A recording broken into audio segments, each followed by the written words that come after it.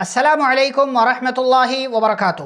معزز ناظرین، ایک اور ملاقات سیرت کے حوالے سے ہماری اور آپ کی ہو رہی ہے۔ پیارے نبی صلی اللہ علیہ وسلم کی پیدائش سے پہلے 3 اہم واقعات ہوئے، 2 واقعات ہم بیان کر چکے ہیں، ایک تیسرا اور آخری واقعہ، اہم واقعہ آپ کے سامنے ذکر کرنا ہے۔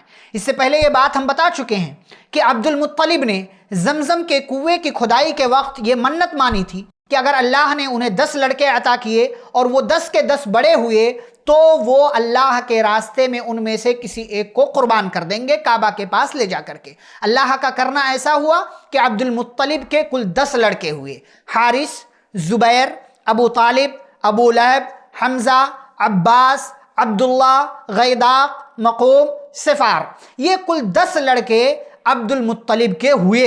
6 بیٹیاں تھیں، ام الحکیم اور برہ، عاتکہ، عروہ، امیمہ اور صفیہ۔ 10 لڑکے، 6 لڑکیاں عبد المطلب کے پاس موجود تھیں۔ اب قریش کے لوگ، مکہ کے لوگ وعدے کا بڑا خیال رکھا کرتے تھے، جیسا کہ اس سے پہلے ہم بیان کر چکے ہیں۔ عبد المطلب نے اپنی منت کو پورا کرنا چاہا۔ عبد المطلب کے ایک بیٹے تھے عبداللہ، ان کی والدہ کا نام فاطمہ تھا، یعنی عبد المطلب کی ایک بیوی تھی، ان کا نام فاطمہ تھا، جو عبداللہ کی والدہ تھی۔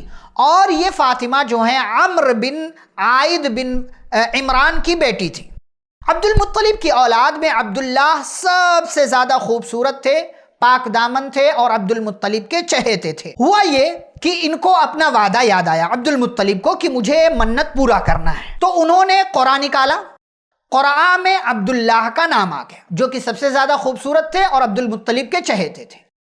اب عبداللہ کا نام جب آیا، جو پیارے نبی صلی اللہ علیہ وسلم کے والد ہیں، تو کہا کہ ان کو قربان کیا جائے، لیکن ذبح کے لیے لے جاتے ہوئے ان کے خاندان والے اور دیگر دوسرے لوگ، خود ابو طالب جو عبداللہ کے بھائی ہیں اور عبد المطلب کے بیٹے ہیں، وہ آڑے آ گئے اور کہا کہ نہیں، ایسا کیسے آپ قربان کریں گے، کوئی اور حل نکال لیجیے۔ عبد المطلب نے کہا میں کیا کروں، کہا کوئی حل نکالیے۔ چنانچہ ایک عرافہ کے پاس جا کر کے اس مسئلے کا حل نکالنا چاہا ان لوگوں نے۔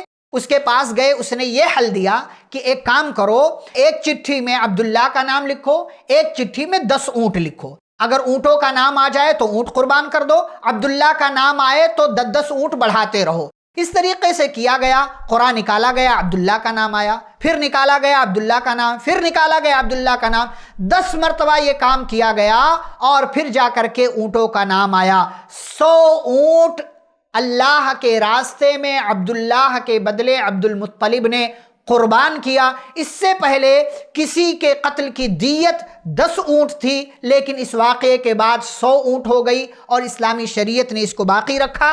پیارے نبی صلی اللہ علیہ وسلم نے فرمایا میں 2 ذبیح کی اولاد ہوں، ایک ذبیح اللہ اسماعیل علیہ السلام اور دوسرے ذبیح میرے والد یعنی عبداللہ، عبد المطلب کے بیٹے۔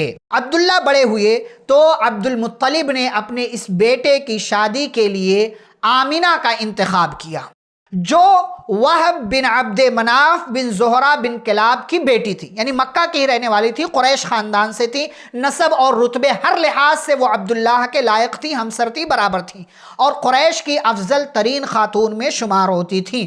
شادی ہو گئی، نکاح ہو گیا، ملاپ ہو گیا، اور کچھ دنوں کے بعد، تھوڑے عرصے کے بعد، عبداللہ کو ان کے والد عبد المطلب نے کام کے لیے، کھجور لانے کے لیے مدینہ بھیجا، بعض نے کہا ملک شام بھیجا، اور وہ وہاں گئے، وہیں مدینہ کے اندر ہی ان کا انتقال ہو گیا۔